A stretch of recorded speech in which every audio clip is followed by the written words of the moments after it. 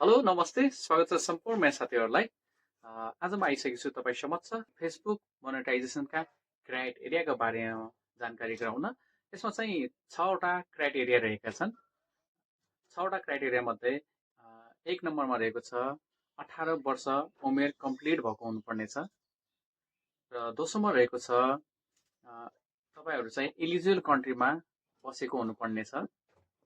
र तेस्रोमा रहेको छ तपाईँहरूले चलाएको फेसबुक प्रोफाइल फेसबुक पेज 30 दिन कम्प्लिट भएको हुनुपर्नेछ।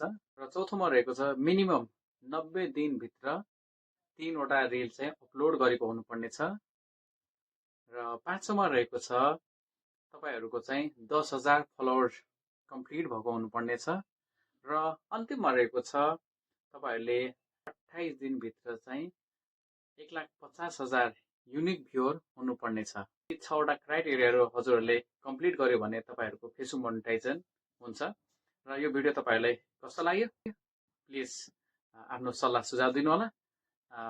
मन पर्यो भने लाइक गरिदिनु होला र मिठो कमेन्ट गरिदिनु होला र नयाँ साथीहरूलाई सेयर गरिदिनु होला। हस् त, धन्यवाद।